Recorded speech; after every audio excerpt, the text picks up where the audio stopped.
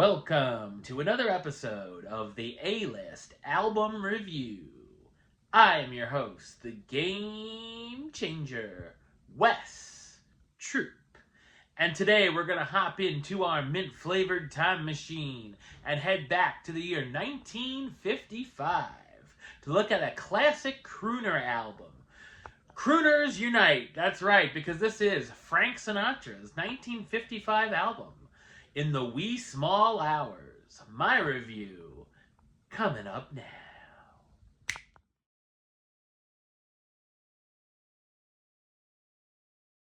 In the Wee Small Hours is the ninth studio album from Frank Sinatra, released in April of 1955.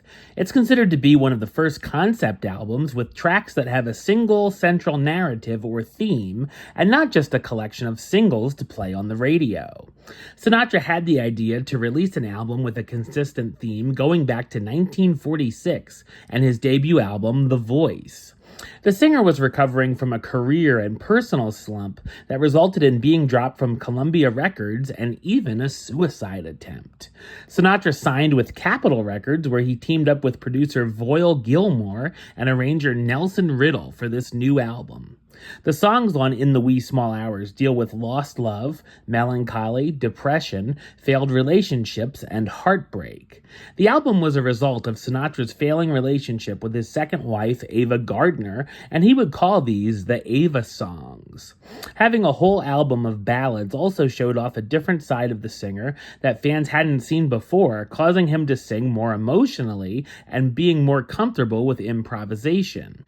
In the Wee Small Hours was issued as two 10-inch LP discs and also as one 12-inch record LP, making it one of the first of its kind in the pop genre.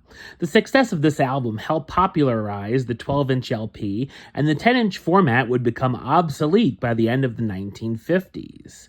The album's cover art looks fantastic as well, portraying Sinatra alone at night on a deserted street. The title track, In the Wee Small Hours of the Morning, does an incredible job setting the tone for the album, talking about your missing, lost love. Other than the opening track, the songs are from the Great American Songbook. Mood Indigo, one of the jazzier songs on the album, is a spectacular take on the song originally by Duke Ellington, starting off with the lyrics, You Ain't Been Blue. There are three songs featured that were written by Richard Rodgers and Lorenz Hart. It Never Entered My Mind, a show tune from the musical Higher and Higher, Glad to Be Unhappy, which was thought to be a forgotten song until this album made it popular again, and Dancing on the Ceiling, where he's imagining his lover dancing on the ceiling because she's no longer there.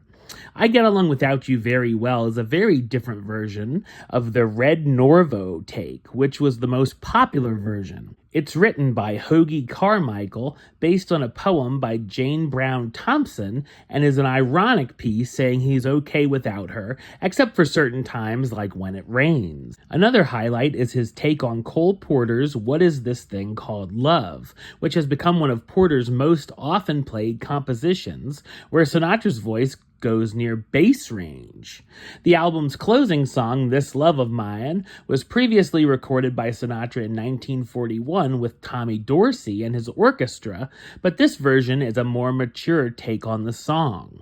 In the Wee Small Hours was popular on its release, and it reached number 2 on the Billboard 200 charts, staying on the charts for 18 weeks.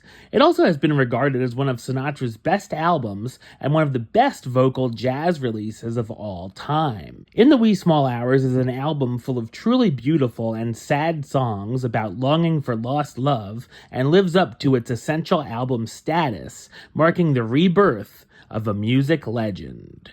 Number-wise, I'm going to give it a 10 out of 10, which gives it the A-list rating of A-list approved. That's right, it gets the A-list seal of approval. All right, well, that's the show. I'll be back with another review very soon. But until then, don't forget to like, comment, and subscribe right here on YouTube. youtube.com/westside515. Like the show on Facebook, facebook.com/WestTroopAlist. And of course, you can follow me on the Instagram and Letterboxd @WestAlist. Until next time, Troop. out.